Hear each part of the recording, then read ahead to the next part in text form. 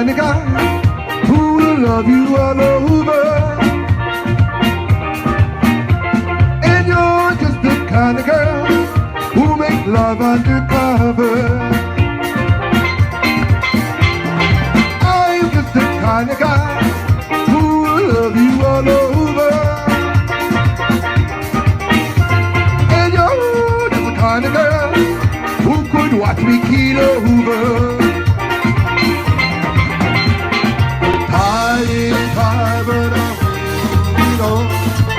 I wanna be your number one. The tide is high, but I'm moving on. I wanna be your number one.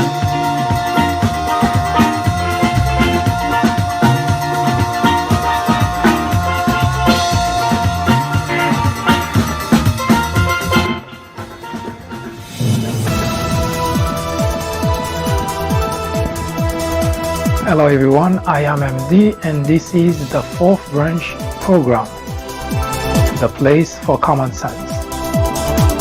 Today we bring you a continuation of the road to 2020, where candidates from both the Democrat and the Republican Party are joining the race in order to change the occupant in the Oval Office.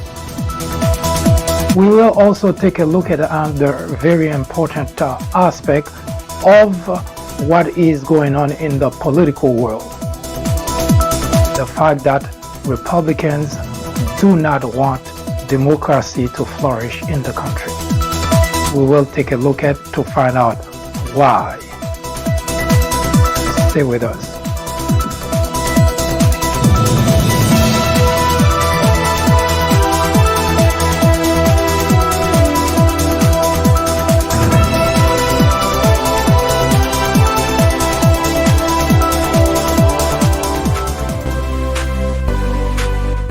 I am MD, host of the Fourth Branch program, inviting you to join me every Saturday at 10:30 a.m.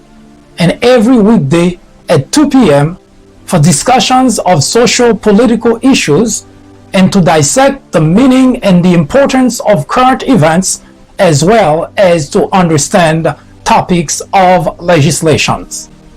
The Fourth Branch Project is not associated with any political party, and we at the Fourth Branch do not have any political agenda or aspiration. Our ultimate objective is to work towards achieving a more perfect union by removing ignorance, the biggest obstacle to our democracy. Stay with us. We will be right back.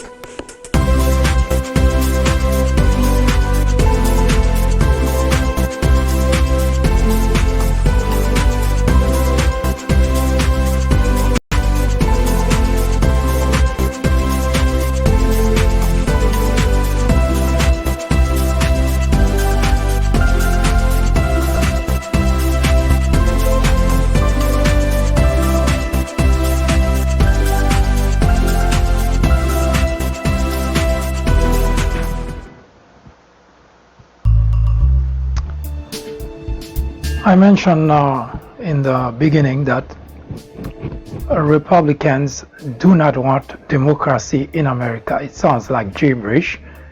It sounds like something some damn liberal would say. Just before we get gotten on start this program, I was reading an article that was published in regards to actions that are being taken by some Republican-led states, which suggests that those states are doing everything possible to decrease the number of people who vote. No, it is not a misprint.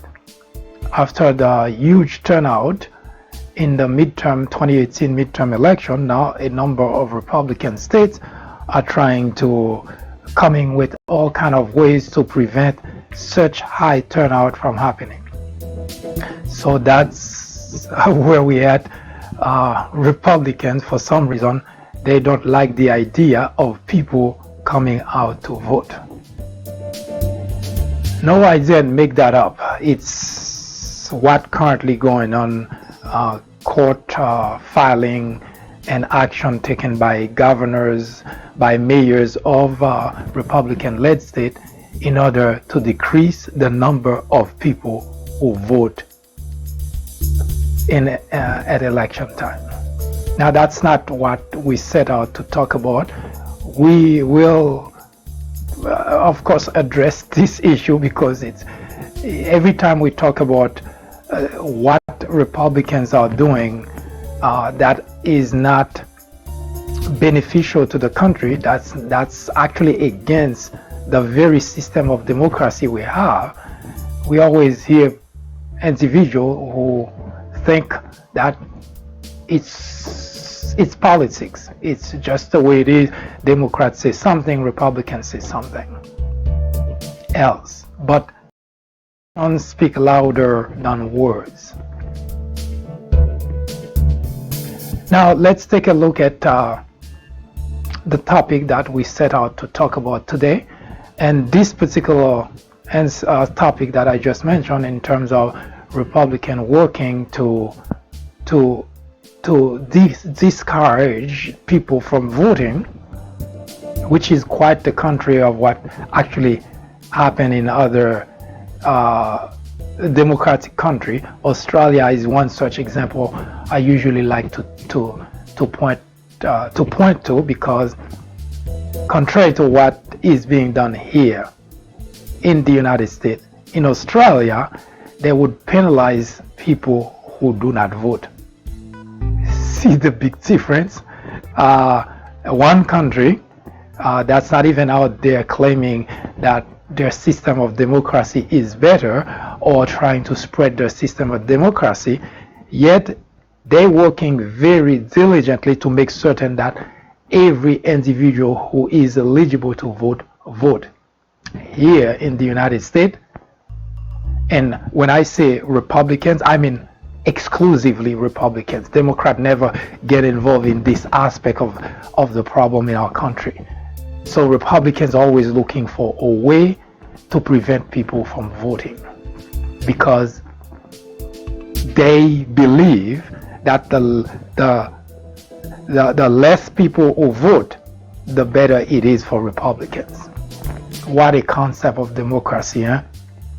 So it's not a fight between Democrats and a Republican. It's just Republicans who have single-handedly worked to erode our system of democracy. And it's something they've been doing for the longest. They accuse voter fraud, all kind of tactic to prevent people from voting. And yet, every time we turn around, who do they catch doing those exact things that they say happen? If you guess it, Republicans, yes.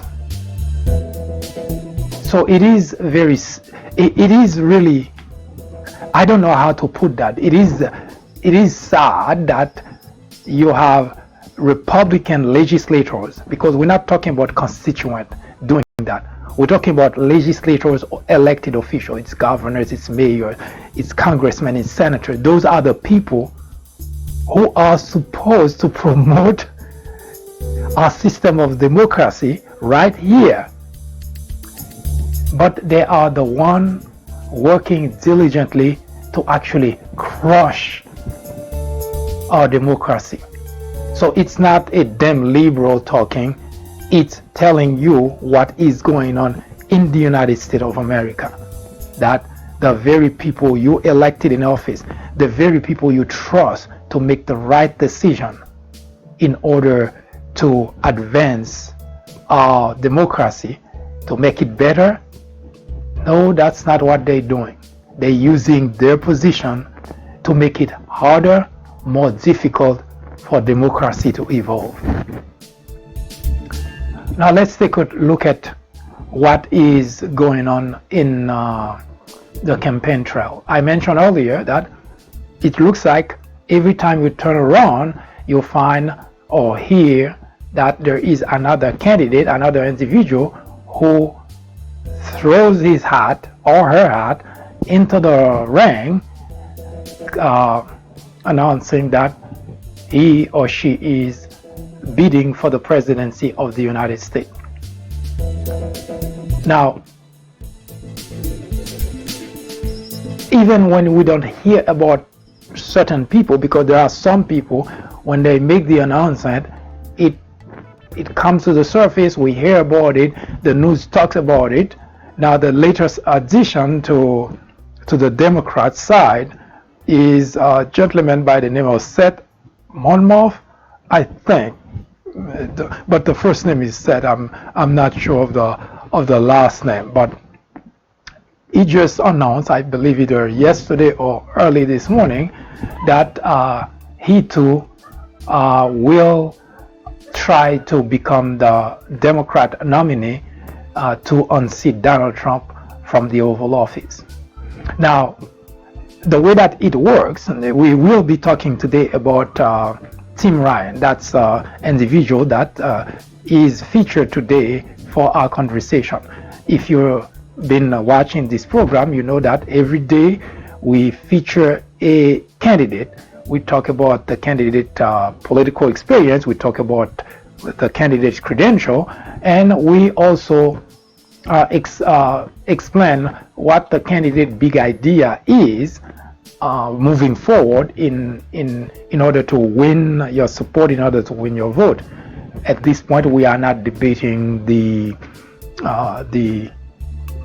we're not taking a look at whether this candidate or that other candidate will be able to make it, but we're looking at their big idea and kind of take a look at the merit of the idea, especially trying to visualize that big idea on a campaign trail. Now, we did mention that we will get to a point where we will pretty much give our take on where this whole thing is going, which candidate is going to stick around, which candidate is going to just drop out of the race altogether. What we expect to happen, we expect that after the 2021 presidential debate, which will take place in Florida in June for Democrats, we expect that there may be one or two candidates who may decide, you know what, that's not for me, I'm not going to be able to make it, and that candidate will walk away. We're not expecting an exit, an exodus of candidates, but Iowa is where we're expecting, after, depending on what happened there, that you will find that there are a number of candidates who will simply begin to walk away from the whole thing. So we're watching those two specific events that will help shape, because now all we're getting is increase in the number of candidates. Candidates are coming in and coming in and coming in. In fact, this coming Wednesday, we're expecting Joe Biden to make his announcement, as well as a candidate for the presidency of the United States. Now, having said that, we will take a short break, short announcement, and we will come back to talk about Tim Ryan as, well, another candidate vying for the Oval Office, Democrat candidate, of course, vying for the Oval Office. Just FYI,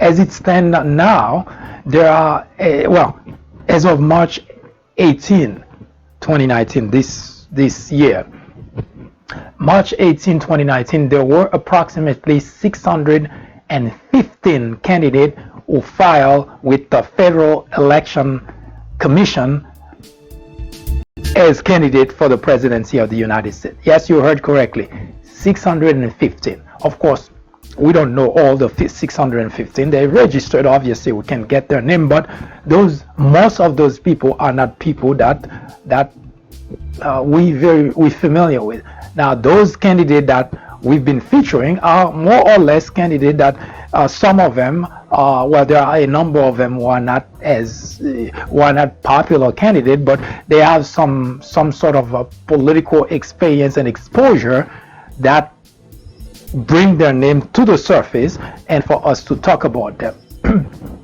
But yes, as of March 18, 2019, there were at least 615 candidates who filed with the Federal Election Commission to run for the presidency, to bid for the presidency of the United States.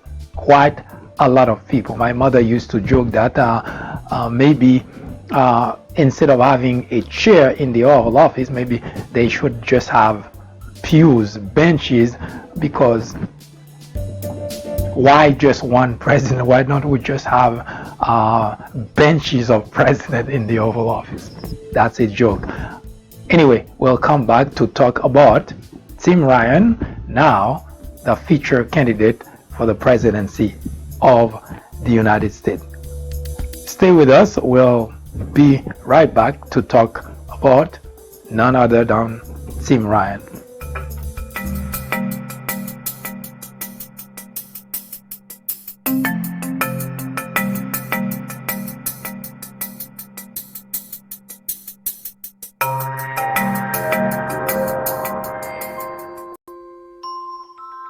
After reading several books based on presidents and on Obama specifically, I found that they're typically partisan.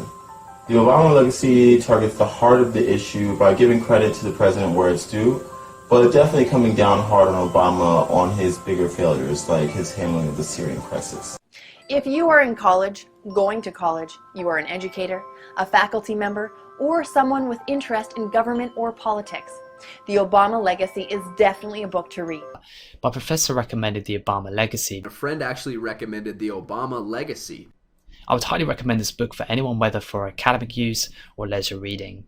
I would recommend this book to anyone out there searching for an impartial and unbiased look into Barack Obama's tenure as president. I would definitely recommend this book as a good read for both liberals and conservatives.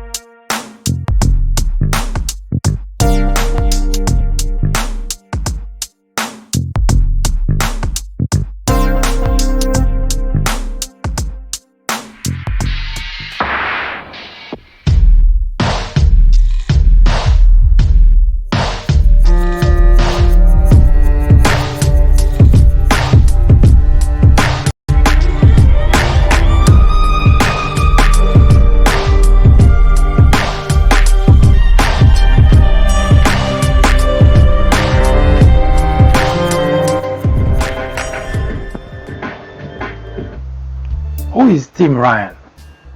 Now, I must also point out that the 2020 presidential election is not just about choosing a candidate. First, a candidate for the Democrat Party, or to choose a candidate to sit in the Oval Office.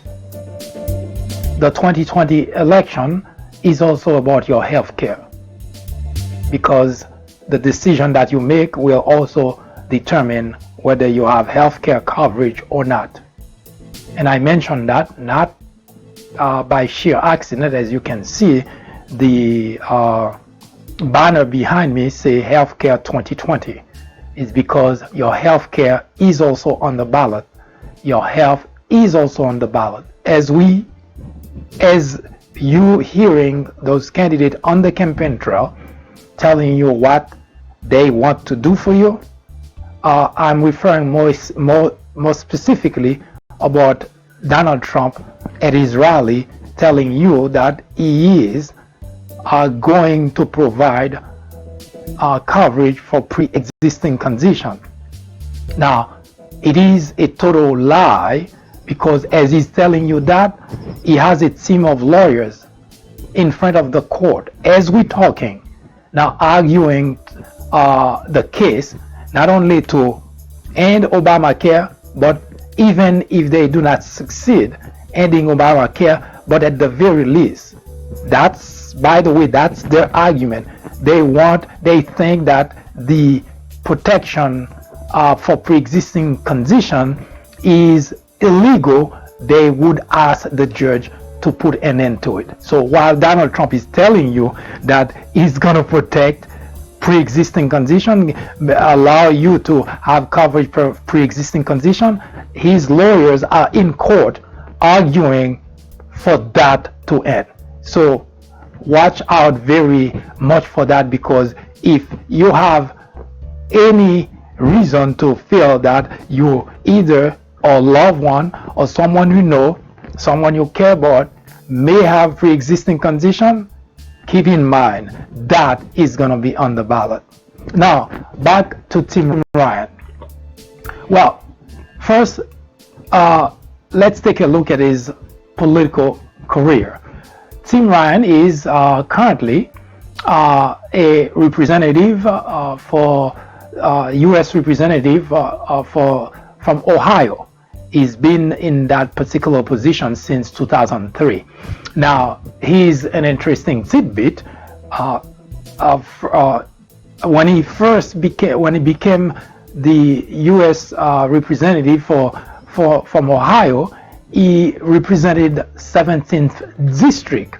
So from 2003 to 2013, he was the representative from Ohio that represented the 17th district. Now, from 2013 to present, he is representing the 13th district. Now, the interesting thing is it's not that he has changed his location. It's not that he has changed his position in terms of running for the office to be representative from Ohio, but rather it's because there was some redistricting.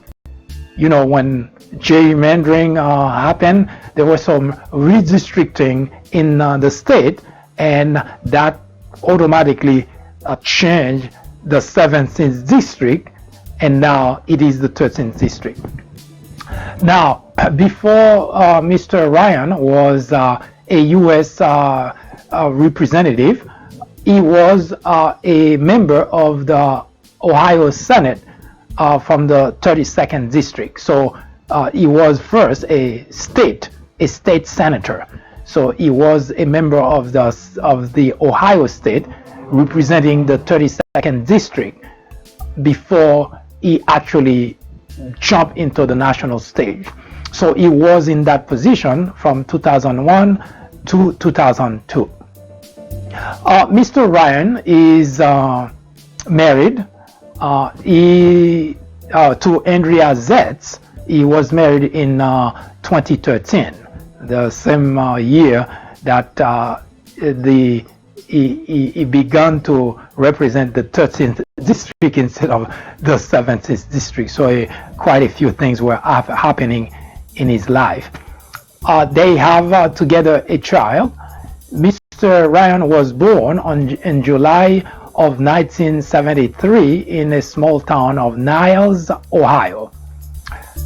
Mr. Ryan went to Youngstown State University, Bowling Green State University, where he obtained a Bachelor of Arts in Political Science, I believe, if I'm not mistaken.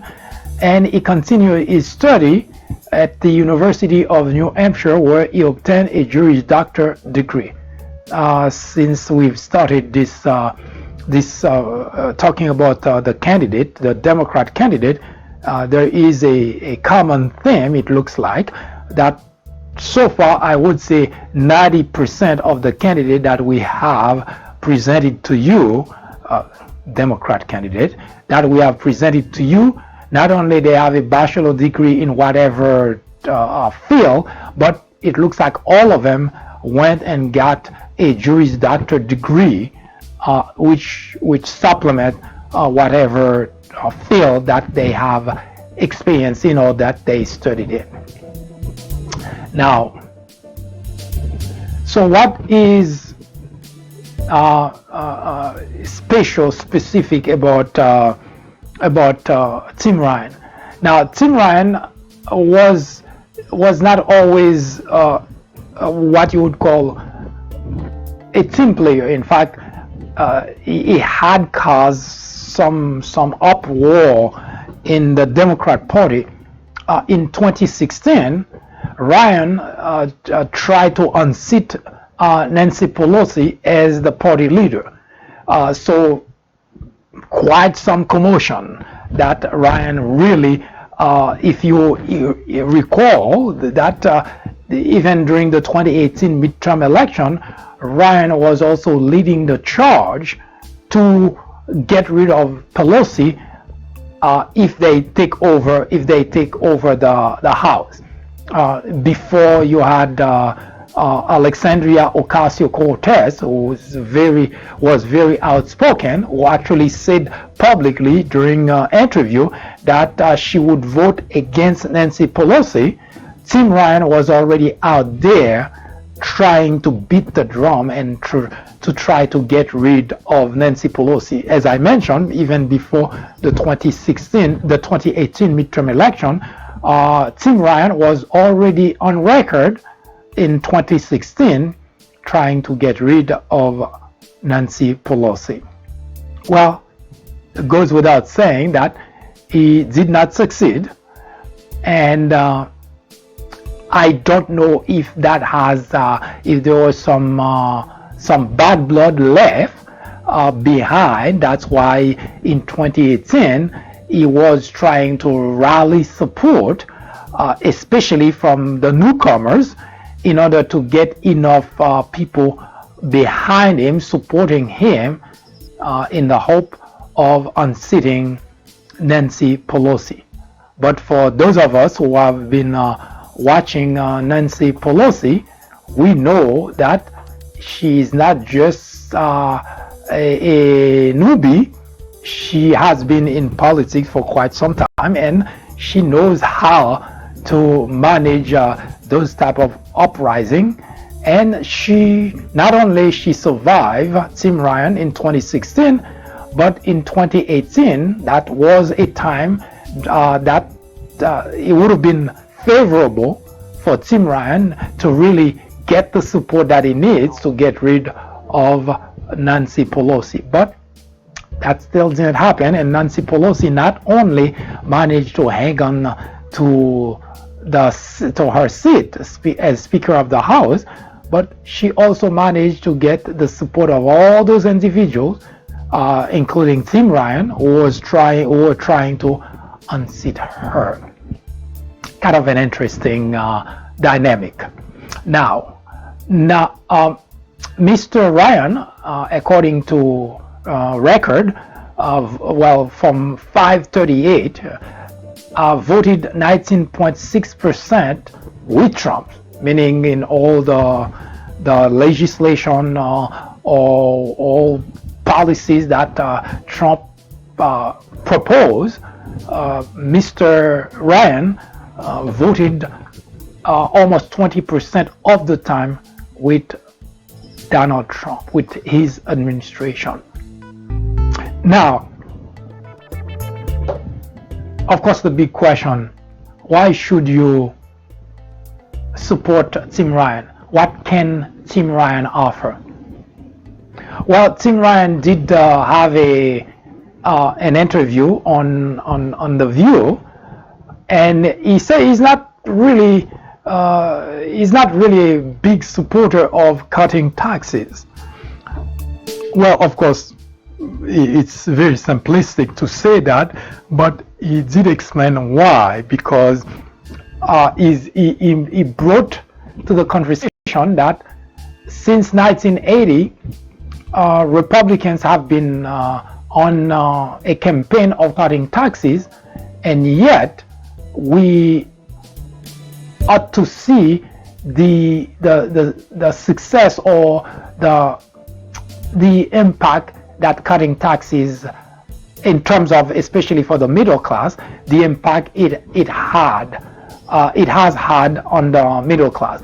So I guess maybe for that reason, Tim Ryan think, well, cutting taxes is not really an idea that does anything for the people in the middle class. Now, Tim Ryan wants to harness renewable energy. He thinks that is a big deal, because that can be that can turn into an economic engine for the United States. He cited that the wind and solar energies are growing at 25 to 30% a year. That's a lot when you think about it.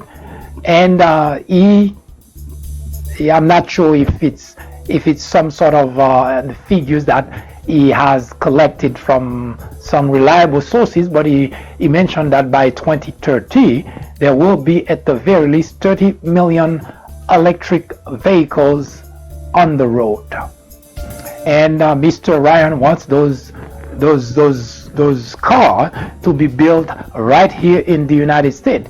He wants the batteries that power those cars to be built right here in the United States. And he wants the charging station that will be used across the nation for those electric cars to be built right here in the United States.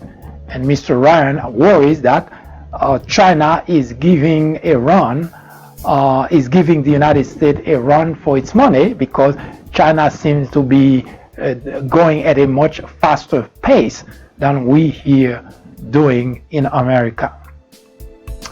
Mr. Ryan also wants to do what he would call a food revolution. He actually wrote a book about that. He called it The Real Food Revolution. And the idea is really to try to get America to eat properly, to eat more nutritious food instead of junk food. Pretty much something that we recall during the Obama tenure, that Michelle Obama was doing mostly for school for children, not so much for everybody, but for children, and to have that implemented in his school program. Now, Tim Ryan wants to go even further. He wants that to become a national revolution, food revolution, for everyone to eat properly, to eat instead of junk food. It is obviously not a bad idea, because the more nutritious food that we eat, the better our health will be.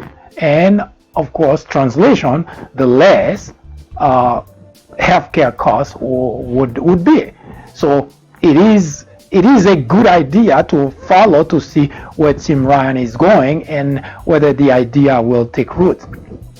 Mr. Ryan wants also to restore what he calls the dignity of a secure retirement. Not sure yet, because he has yet to flesh out all those big ideas. And so far, of all the people that we've seen that are bidding for the presidency of the United States, those are really pretty great ideas that not only are implementable, they would make good policies, but on top of that, they will pretty much be good for the country, for the constituent. So those are really excellent ideas. He also is very much in support of a single-payer healthcare system, and the Affordable Care Act. He did support that as well. And in an interview that he gave, during this particular month, he did say that he would very much look forward to have a single-payer healthcare system, and if that is not feasible just yet, of course, he will continue to support the Affordable Care Act, aka Obamacare. Now, Mr. Ryan is known for what, of course, journalists we refer to as flip-flopping on key Democrat issues, because of the fact that at some point Mr. Ryan was opposed abortion. Now he seems to have changed his mind, and he would support what you would call sensible abortion. Now, Mr. Ryan also was at some point a big fan of NRA.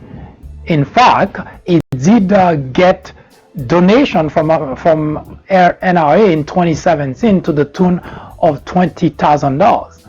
But now Mr. Ryan, after of course all those gun tragedy that had happened in the country, he changed his mind and he now wants more gun control especially after the Las Vegas shooting, if you recall, when that guy during a concert opened fire and a score of people lost their life and even more people were injured. So after that tragedy, Tim Ryan has changed his mind about supporting or even promoting NRA, and he even said that he would donate the money that he got from NRA to a PAC that support gun control.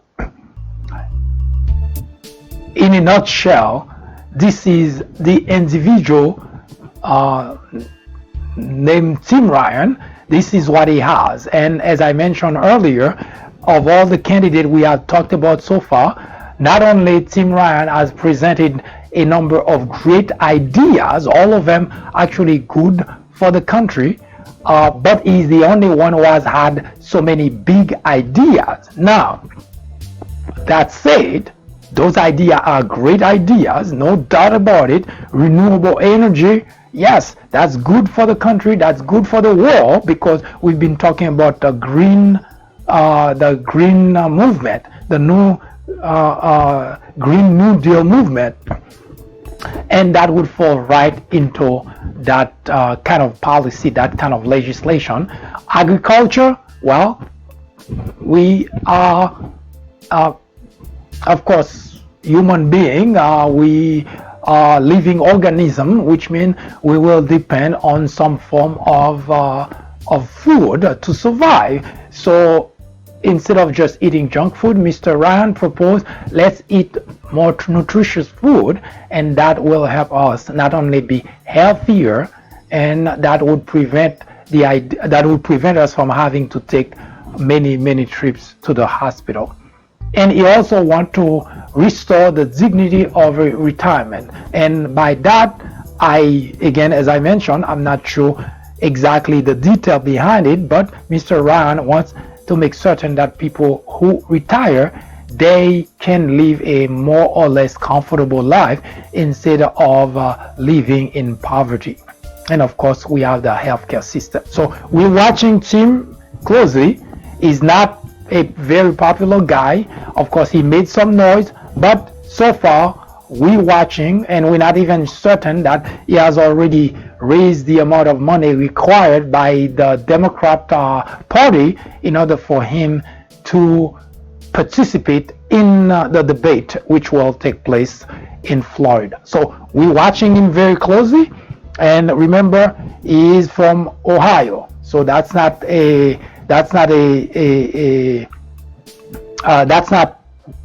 small, because we know Ohio is a state that, well, that could become key state for whoever end up winning clinching the nomination in terms of winning the state. So we're watching Tim very closely to see how he's going to frame those ideas, because as I mentioned, those are great ideas, but of course on the campaign trail you have to be able to excite the voters, to excite the supporters in order for your idea to gain traction. So we're watching Tim very closely to find out where he goes with that.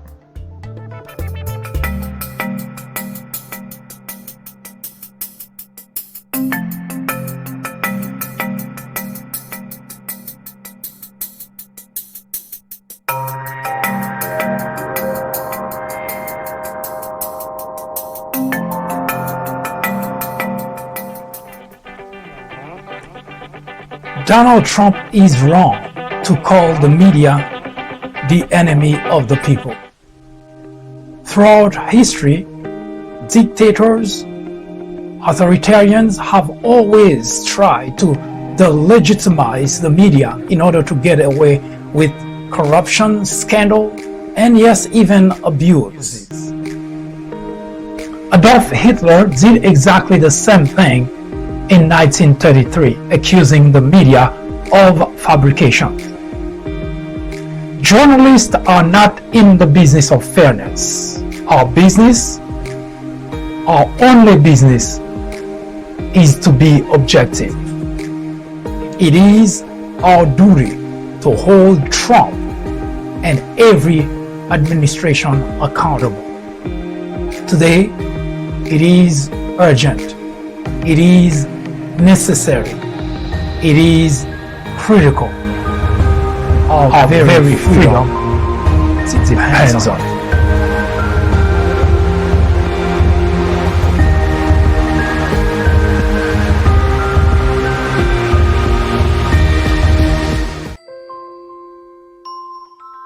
After reading several books based on presidents and on Obama specifically, I found that they're typically partisan.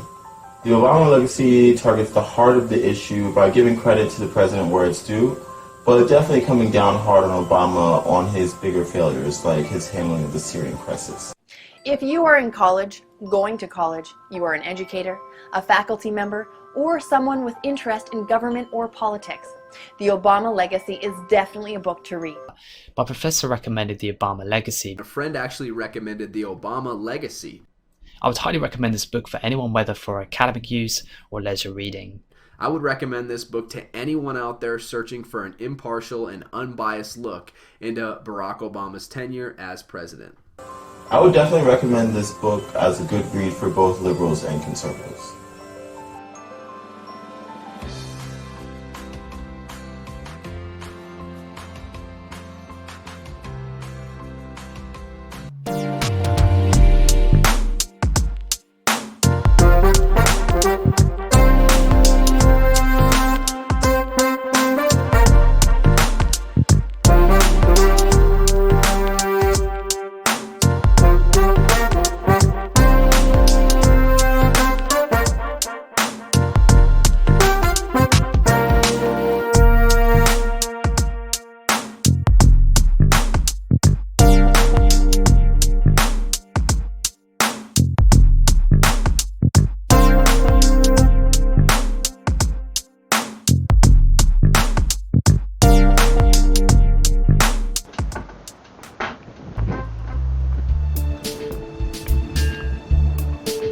The Mueller's report.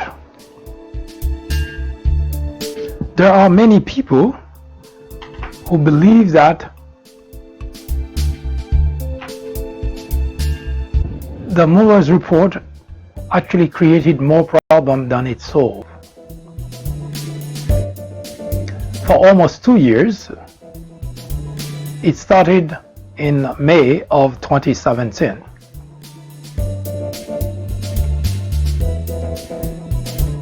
After Donald Trump fired James Comey for not wanting to go along with the idea of letting Flynn go, Donald Trump made several attempts to quote-unquote reason with Comey so that he could let Flynn go. First, it was Reince Priebus, who was at that time chief of staff, who went to James Comey to try to talk him out of investigating Mike Flynn. Reince Priebus made 2 attempts to make that happen. It did not.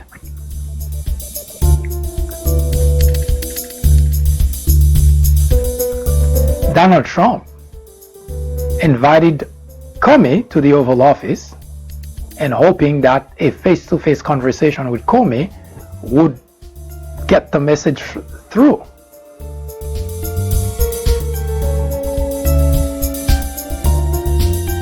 And he tried in his own Trumpian way to tell James Comey to let the Flynn investigation go.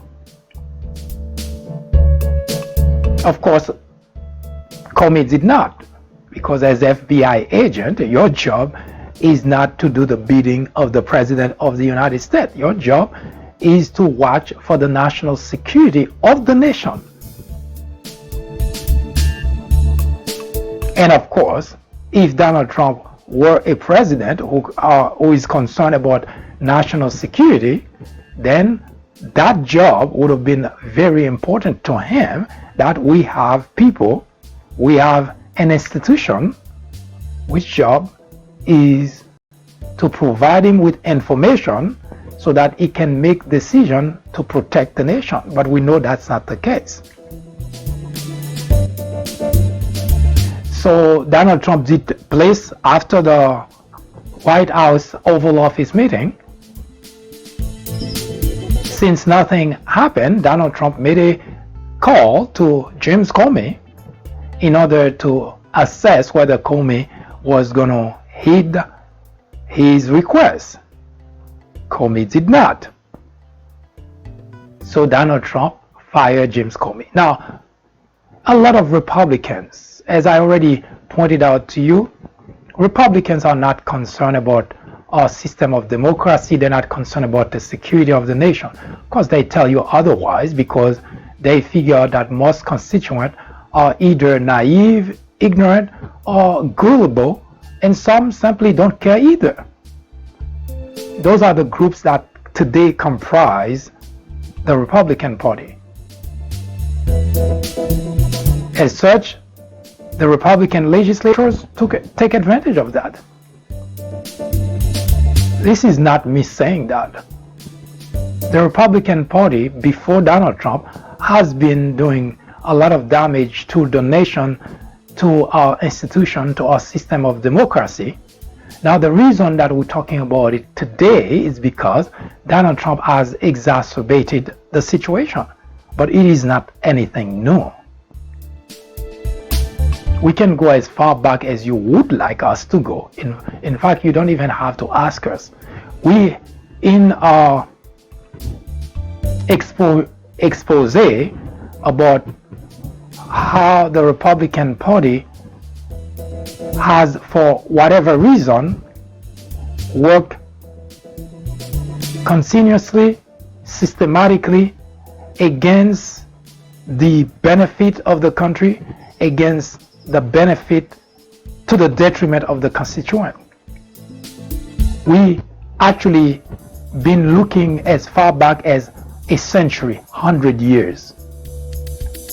And as we continue the discussion, we will continue to show you that Republicans have legislators, leaders, have something extremely good that get them to keep the job, although they're not doing anything for the constituent.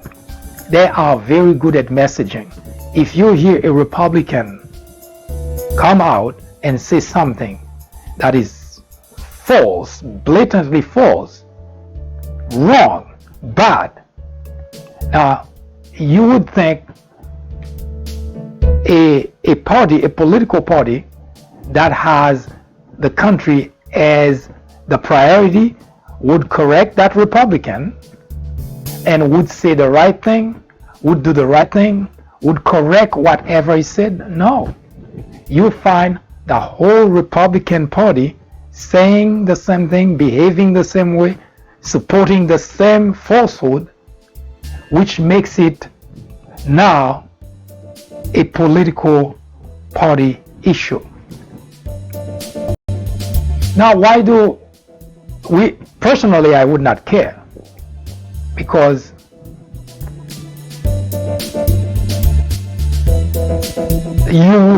I would not care if those actions were to only impact Republicans. For instance, the reason I screamed at the top of my lung during the 2016 presidential race, I screamed at the top of my lung for the Republican constituent to reject the offer made by WikiLeaks. I wrote many articles about that, and for the first time, that was for the first time also that I made a video to talk about that very issue. Prior to that, I was simply writing and publishing, but I found it necessary then to speak because I thought it was too important not to.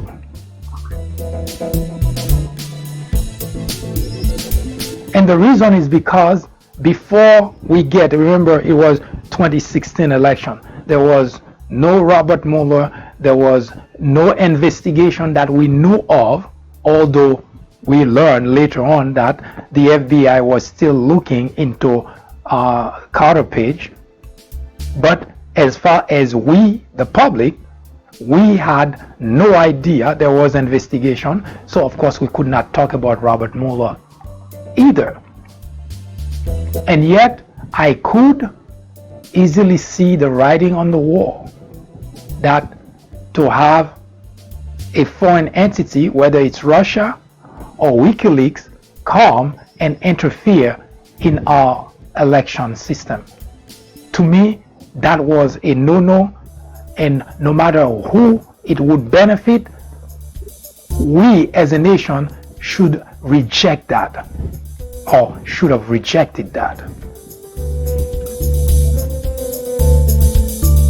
Now, not only the constituent embraced it, but the person, candidate bidding for the presidency of the United States, embrace it, encourage it, welcome it.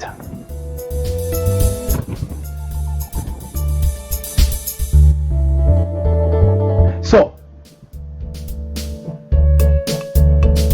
when I make the statement that a Republican, my fellow Republicans, they do not give a damn about our democracy, they do not care about the constituent, it's not a damn liberal talking.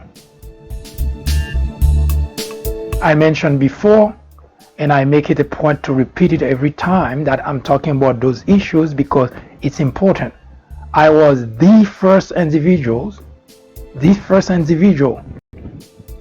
who wrote articles in support of Donald Trump's candidacy.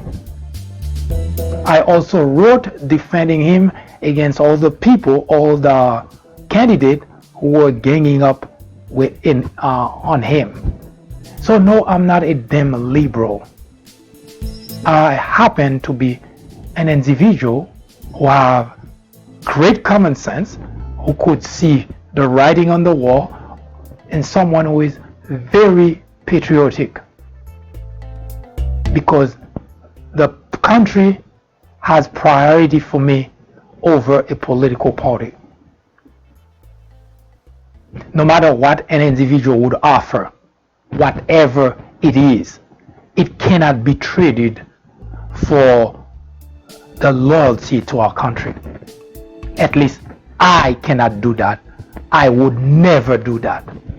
To trade the loyalty for the country with someone who doesn't care about the country, who would sell the country to the highest bidder, that person would never get my vote.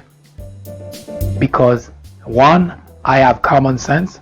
Two, I am a patriot, not just by name. Because just say you're a patriot doesn't cut it. Anybody can say they're a patriot. But patriotism requires that you give up, you sacrifice. In fact, patriotism requires sometime, depending on the circumstance, that you give even your own life to defend the country. Let alone now for you to side with foreign entity, to encourage foreign entity, and to claim yourself being a patriot. No, you are not a patriot. Because a patriot should sacrifice whatever it is, including his or her own life, in order to safeguard the nation, to save the republic. At a time when WikiLeaks, which is a foreign entity, offers to meddle in our internal affairs, we're finding out later on WikiLeaks was just a front for Russia. I didn't have to know that. I didn't know that. But I knew it was not possible for me to side with WikiLeaks just because WikiLeaks would provide something that could be of use. If you find yourself siding with WikiLeaks, encouraging WikiLeaks, cheering for WikiLeaks, don't claim yourself to be a patriot, because you are not. You are an American citizen, That's all there is to it, and it is not synonymous to being a patriot. So if you cannot stand against an enemy when the enemy attacks your institution, even if it's going to benefit you, don't claim to be a patriot. That's as simple as that. Now, we know a lot of Republicans claim to be patriot because it's easy to try to use the label because it sounds nice. Once again, being an American doesn't translate to being a patriot. And being patriotism is not just a word to toss around or a cover to go under. Patriotism requires real life sacrifice. And in 2016, most Republicans got that exact opportunity to prove that they are patriot. No, they did not take it. So no, Republicans, as I mentioned before, they are not patriot because when the opportunity was presented to them, they did not take the opportunity to prove that their loyalty is to the country. And it's almost a guarantee that most of those same people will again go that route if they find that opportunity again. So no, that's not patriotism, fellow Republicans.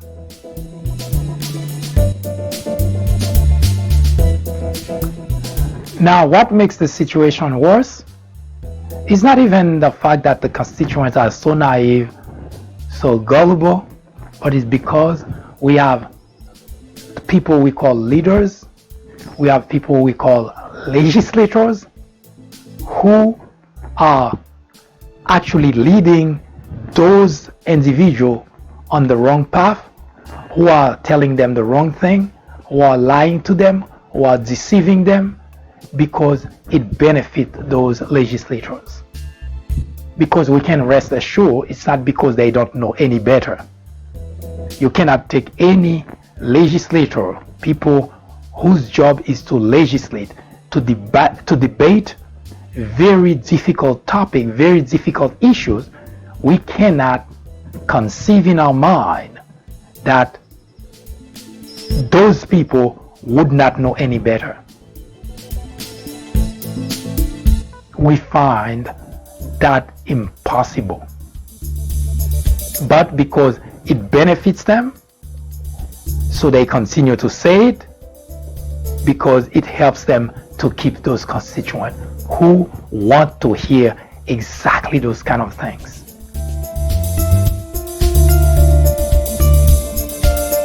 So the Mueller's report is not the issue.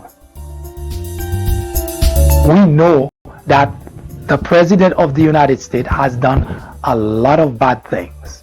Now, for all those people who are arguing the case, I reverse the question to those individuals. Would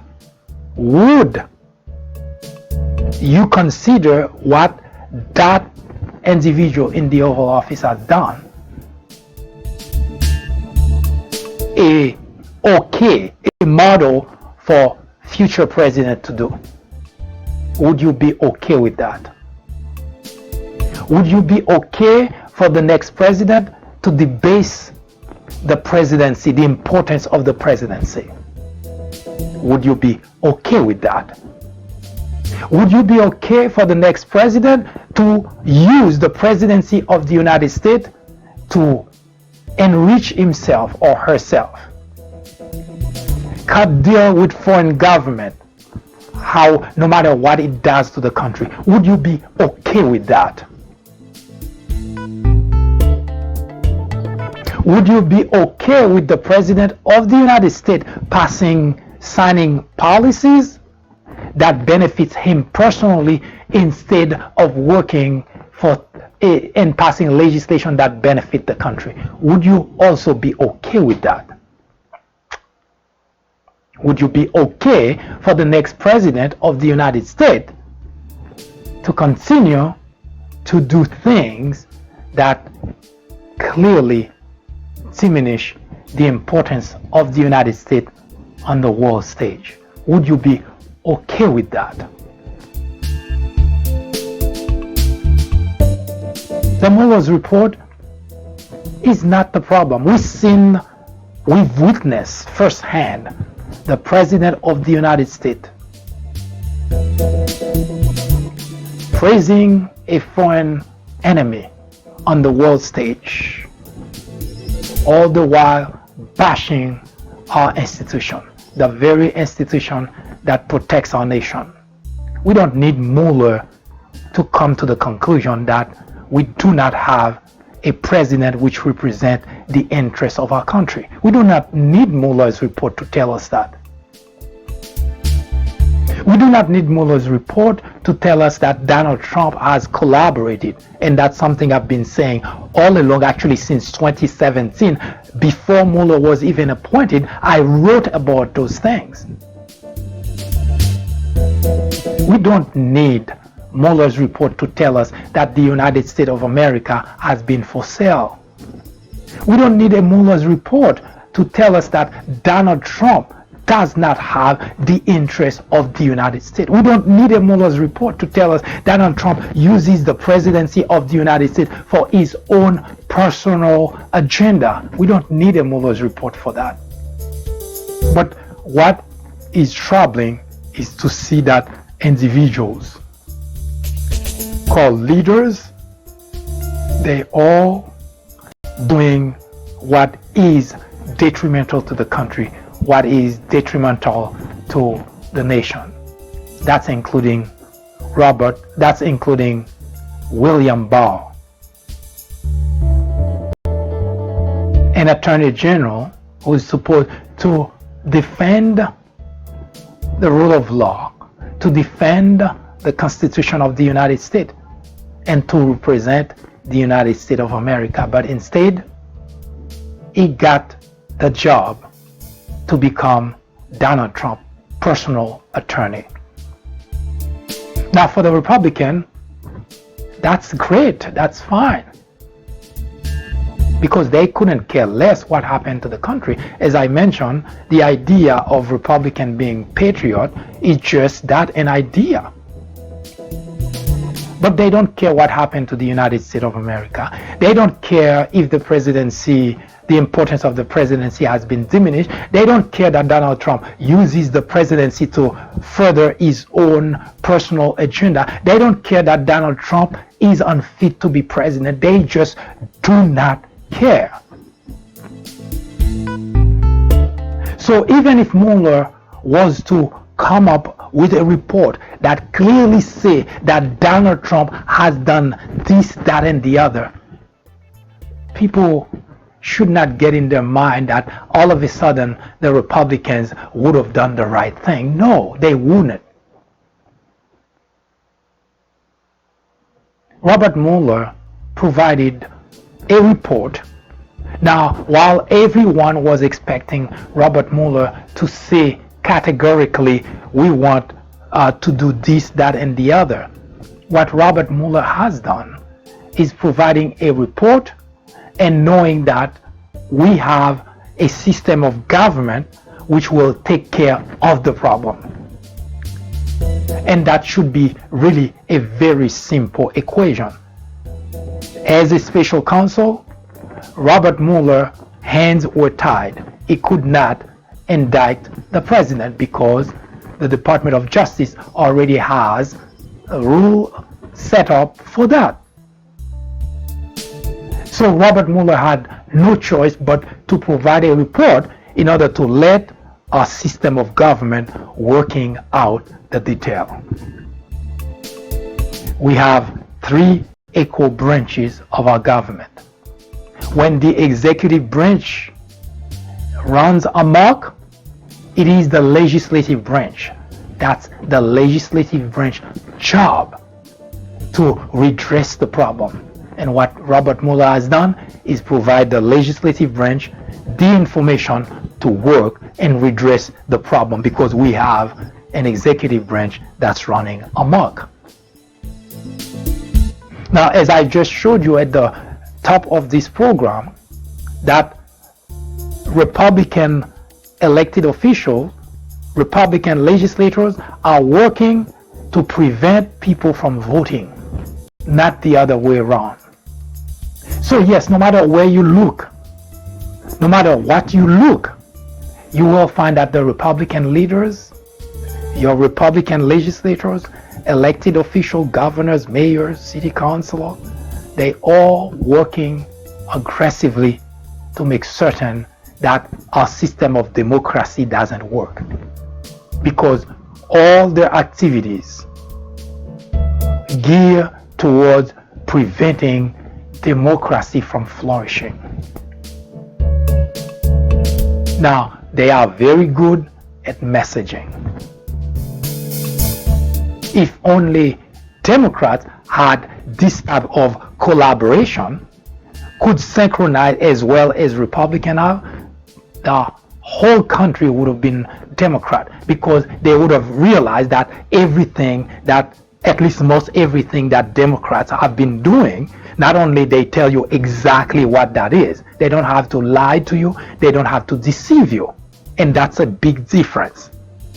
It is not politics to deceive your constituent. Now, if you're gonna offer me an alternative, you can say, here's a phone, it's a Samsung phone, here's a phone, here's an Apple phone. Now, you can tell me all the features about Samsung phone and all the features about Apple phone. Then I can make up my mind which one I like. But Republicans have this habit of telling you what is not, because they will present you a Samsung phone and an Apple phone. Now, if they want you to go for the Apple phone, they will tell you everything that's bad about Samsung. And we're not talking about facts. We're talking about things they personally would not want you to buy Samsung, so they tell you lies about the Samsung phone. That's deception, not politics. And I already explained to you and give you example of the difference between deception and politics. When someone lies to you so that they can get your support, that's not politics, that's deception. And I already showed you that the Republican lies about Obamacare. They lied about the tax cut that just happened on February of 2017. So they deceive you. They do not do politics. The difference between politics and deception is huge. When someone lies to you so that they can get your support, they're not playing politics. It's deception, because when we, the voter, go to the poll, we base it on what we hear our leaders, our legislators, our elected officials say. But if they lie to you, then that's deception. We make a decision based on lies. Now let me show you how devastating it is to make decisions based on falsehood.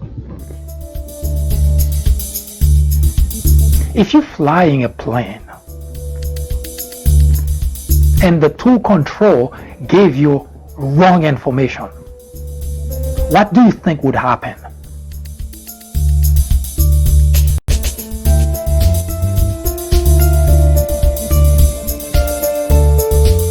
If you're taking a test and you are having a bad day and you keep thinking 2 times 3 is 5, and then you ask the person next to you and the person say, yes, it's 5, what do you think would happen? You will flunk the test. And that may be the difference between getting accepted as a great university and not, because you didn't pass. So when your politicians lie to you, they're not doing politics. They deceiving you, and it is bad for you. It is bad for the country. That's not politics. When they told you that Obamacare was bad because it was a death panel, That wasn't politics. That was deception, because you found out a couple of years later everything that they told you was false. Now, had you known that before, you could have saved your loved one. But you didn't have that opportunity because they lied to you. When they told you that Obamacare was going to kill jobs, they lied to you because they know what they were saying was false. And you may have made the decision of not supporting it because you're thinking, oh, if something is going to kill job, why should we have it? Well, it so happened that your Republican legislators lied to you deliberately. So the difference between Democrats and Republicans, especially the constituent, is not that there is not that huge of a difference. Democrats happen not to be gullible, happen not to be naive. Republicans happen to be. They accept everything that the Republican legislators tell them, and they act on it. They take it at face value. But Democrats question, and that's the big difference. So Republican legislators, elected officials, rely exclusively on the naivete, on the gullibility, on the simplicity of the Republican constituent in order to continue